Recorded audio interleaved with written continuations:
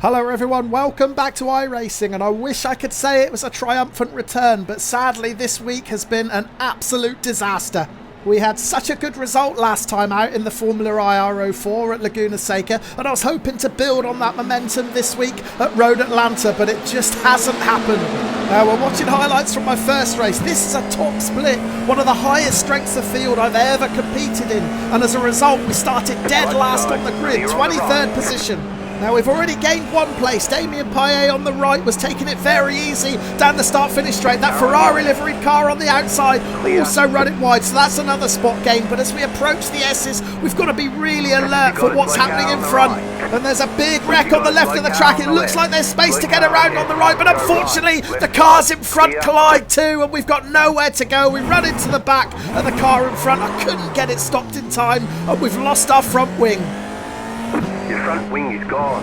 So with that damage, my race was over in just 2 corners. We had to limp back to the pits and get repairs. Really frustrating this was. As I said at the start of the video, this is a really high strength of field. A lot of the drivers on the grid had ratings of 3, 4 and 5k, including some of the drivers involved in this mess. I'd really hoped, given the high levels of skill and ability on the grid, that these drivers may have been able to get around a lap without crashing into each other, but I guess I was asking a bit too much of iRacing. I've watched this replay several times now and I still can't quite work out who's at fault, but I just wish that drivers would take more care and pay more attention on the first laps of races, particularly when you're tackling tricky sections such as this one at Road Atlanta. But ultimately I've got to hold my hands up. If I'd reacted quicker, I would have stopped quicker and maybe not picked up that damage. Sadly, I only had time for one race that evening, so I had to wait until the next day to get an opportunity to try and right those wrongs, and things look quite promising. In qualifying, we put it 6th on the grid, so we are a lot further up than we were this time yesterday. And in theory, the more cars that are behind you on track, the less likely it'll be for you to have to deal with a wreck in front. So hopefully we'll be a bit safer in this race, but that's not going to stop me being very cautious through these S's. And just as I say that, there's a huge wreck in my rearview mirror, several cars involved. And that's exactly what I'm talking about. Had we qualified just a few positions further back, we would have been right in that melee. Oh, but we can't get complacent because there's a spun car right in front of us. We have to take avoided action. That looked like the race leader. But thankfully, we had a little bit more time to react. Well, I was hoping I wouldn't see any crashes in front of us, and thankfully this one happened right behind us. Look how many cars have to take avoiding action, and that opened up a big gap between me and the cars behind. However, in front, the race leader, Manuel Gonzalez, spun out in spectacular style, just clipping the curb, and comes to a rest right at the crest of that hill, a blind crest. Thankfully, we saw him in time and managed to avoid him. We'll return to the live action halfway through lap 3, and things are looking really good for us at the moment. We're lying in 6th position. We started the lap in 5th. However, Andy Rattel is making moves through the field. He is up to 4th place now. In between Rattel and me is Matthew Winnie. And right behind is Scott Forsyth, and he is right behind. Look in the rearview mirror. He's surely going to pick up a toe down this long back straight. He moves out to the left, so we'll move to the right because Winnie is also to the left, so there's not going to be room for Forsyth to get through. Oh, but Winnie pulls back over to the racing line. That's going to open a clear gap for Forsyth to pass not just me, but Winnie too. So Forsyth makes 2 positions with 1 move there. And that was really unfortunate for us. We had nowhere to go, nothing we could do. I thought that Winnie was going to stay out on the left and take the defensive line, so I thought that Forsyth had nowhere to go, but of course when Winnie moved back over, I had nowhere to go. So we're down to 7th position now as we start lap 4. There's still a long way to go in this race, so let's not panic just yet. And it looks like Forsyth has lost it. Winnie almost runs into him. We do too. We both managed to get around him. Oh, and Winnie suddenly locks up and we drill into the rear of his car. Oh, please don't tell me that we've picked up damage. Oh, we have. Look at that wheel. We've got to get off the track as quickly as we can. Hopefully we don't take anyone else with us. I was so annoyed after this race. Yet again, it's ruined because people keep crashing in front of me. First of all, it was Scott Forsyth, though. I managed to avoid him just. That's how close it was. And I thought I'd got away with it, but no. The very next corner, look at Winnie, just slams on the brakes and I've got nowhere to go. Oh, and look, the number 6 car, Chris Taylor, he gets involved too, so that's another race ruined. In fact, we can ride on board with Taylor. We can see just how quickly we reacted to get past Forsyth, but then we can also see just how little time I've got to react when Winnie slams on the brakes. But I can't be too annoyed with Winnie there. He just made an honest mistake. He overshot the corner. He slammed on the brakes to avoid running onto the grass, and of course, I had nowhere to go. The last thing that I was prepared for on the exit of that corner was him slowing down and actually almost coming to a complete standstill. And in hindsight, I shouldn't have even tried to continue driving given the damage that I had. I could have easily taken someone else with me. Thankfully, I didn't. But unfortunately, the damage picked up there means another race is ruined. By now, I was really starting to feel lots of sympathy for Dave Cameron. If you saw Dave Cam's video earlier this week, you'll have seen him get proper angry at drivers crashing in front of him in ACC. Well, I can tell you right now, I was feeling his pain. 2 races ruined because of crashes right in front of me that I couldn't do anything about. But if I try one more race, surely it couldn't happen a third time, could it? Well, we're going to be starting this one from 8th on the grid, so again, we're quite far up. However, that counts for nothing on the evidence of the last race. We started that one from 6th, but we still had to avoid 2 wrecks right in front of us before ultimately the third one with Winnie cost us the race. So let's get down to the grid with our fingers and toes firmly crossed that lightning doesn't strike a third time. The lights are about to go green, and look who we've got right in front of us. Matthew Winnie in the race too, and qualifying directly in front of us on the grid. So I think the wise thing might be just to give Winnie a little bit of space on this opening lap or two. Let's try not get too close. We get a bit close there. Oh, look in the rearview mirror. There's absolute mayhem. Multiple cars involved. We've got Alan Frick on the inside of us. He's going to make a move into the S's. We'll let him have that one. After the last 2 races, I am not taking any chances on this opening lap. I just want to keep it safe and stay out of trouble. Look at the gap that's opened up behind us. There's more than 2 seconds to the next car behind. That incident in T1 has claimed many casualties. Does that mean that our luck has changed? The big lap 1 incident happened behind us. We avoided it. And we've now got a 2.5 second cushion back to Peter Deneck behind. And more importantly, we're in a good, solid position here. I'm pretty sure we're still in 8th place and we're chasing this front 7. And actually, we're losing a little bit of ground on them, but that might work in our favour. If there is shenanigans at this upcoming chicane, we might have a little bit more time to react. But let's just hope that nobody tries anything stupid. And it's 1.2 seconds the gap to Frick now, so we might struggle to stay with these guys. We've lost someone. Oh no! Go left side, clear on the left side, clear.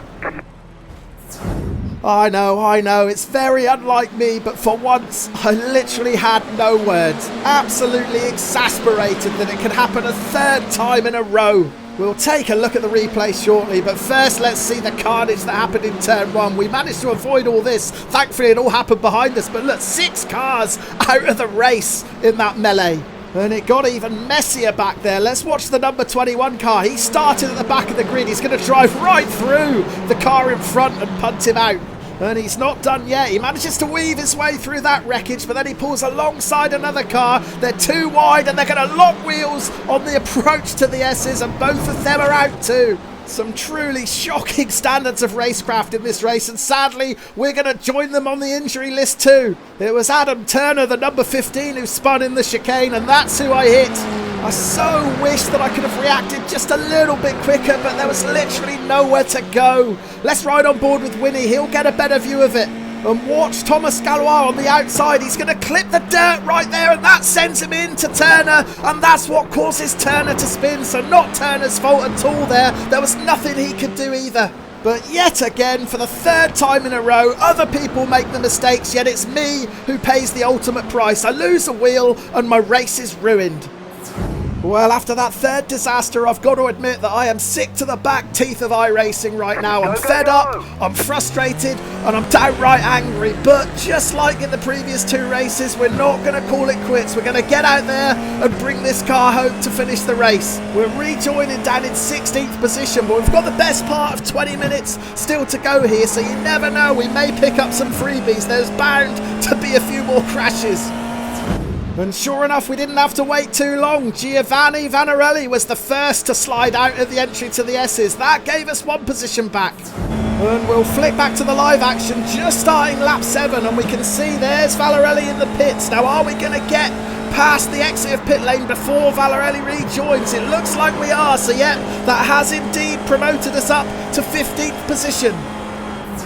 The next man into the pits was our old mate Matthew Winnie, and no prizes for guessing where he lost it. Just up over the brow of the hill into the S's. Once again, he gets it all wrong. Exactly the same position where he caught us out in the previous race. Now he rejoins there, and he's probably got a slow down penalty for that, but I'm guessing that he didn't serve it because it looks like he went into the pits and came straight out again. It didn't look like he was carrying damage, so I'm assuming that he's picked up a drive-through penalty. We're crossing the line to start lap 8 now. You can see on the relative board, Winnie is just leaving the pits, but are we going to get around and get past the exit of pit lane before he gets out? No, we're not. Look, there's Winnie in front, and he's got a couple of seconds advantage.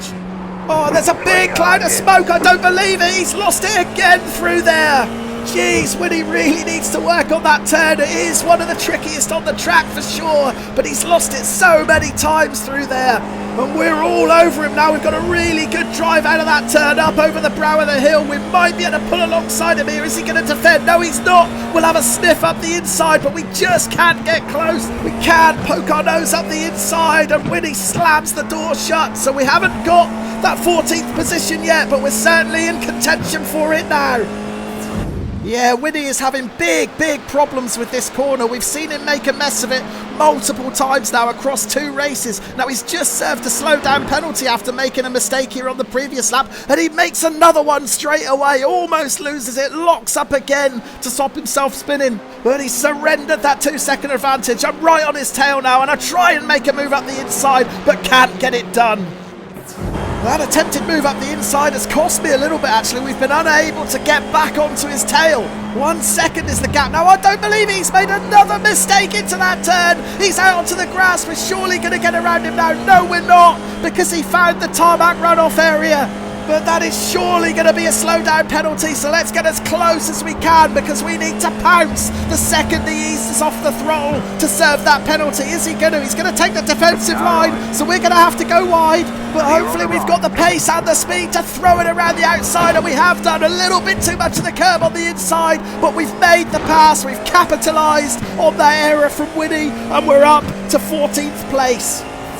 I mean, I've lost count of the number of times he's made a mistake in this corner. Now, this was a carbon copy of the one he made a couple of laps ago that gave him a slowdown penalty, and he had to take that slowdown again this time. We go to the outside, but because he eases off the throttle, we get the pace, the extra bit of speed we need to roll it around the outside and take the position.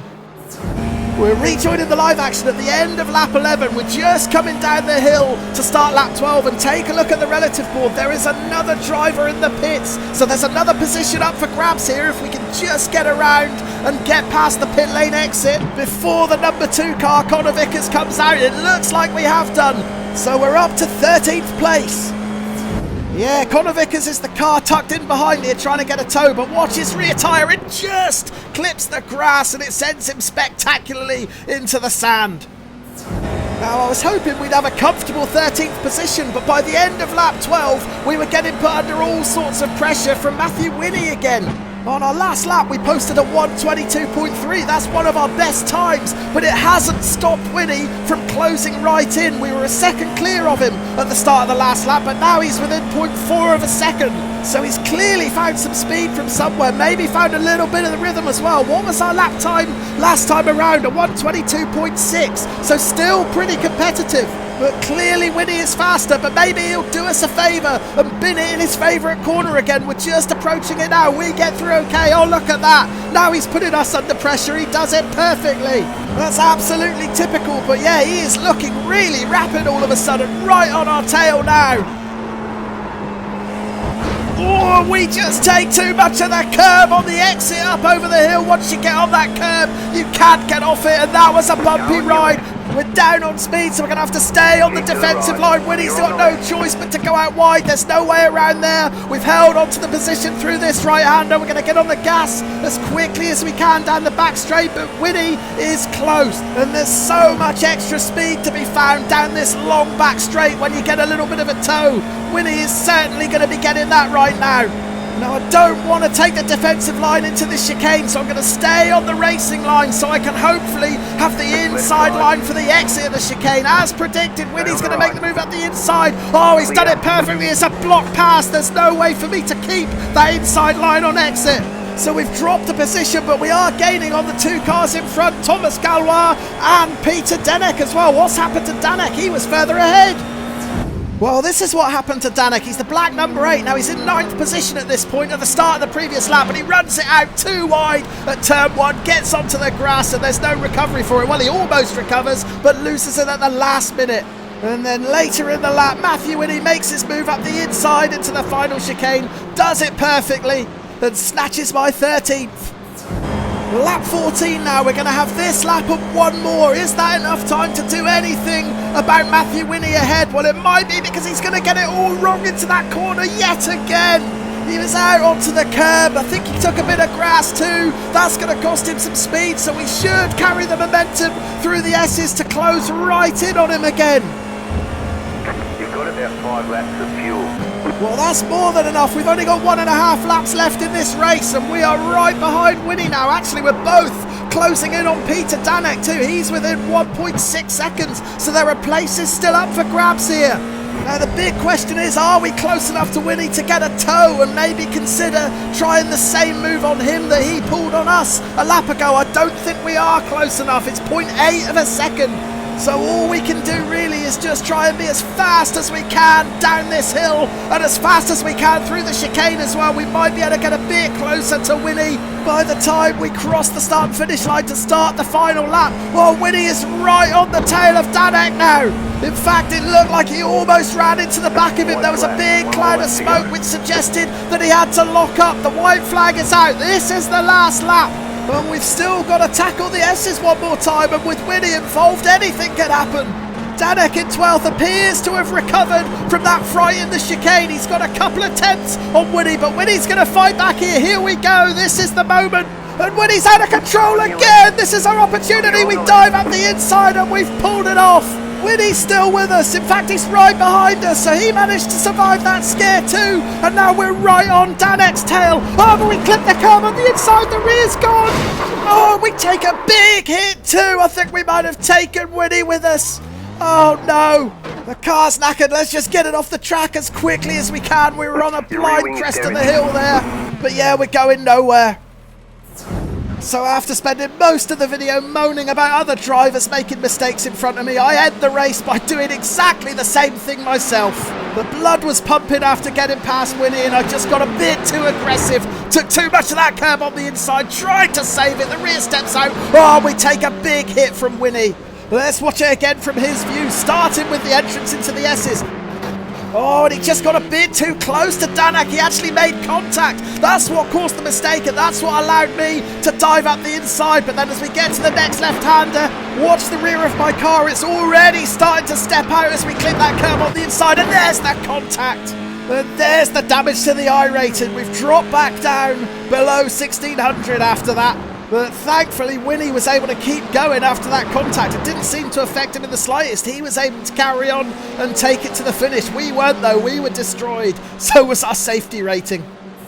So a week full of frustration in iRacing. 3 races in a row ruined by drivers crashing in front of me. But then after all my grumbles, I end up doing exactly the same thing, spinning right in front of Matthew Winnie. Although he hit me, thankfully he didn't pick up any damage. He was able to carry on and bring it home in 13th place. We still got 14th. Although we didn't finish the race, there was no one else behind us to catch us. But yeah, all in all, feeling a little bit low after this week in iRacing. We just always seem to be in the wrong place at the wrong time. So I think I'll take a break for a few days and hopefully rekindle some enthusiasm to go again next week. Thank you ever so much for watching.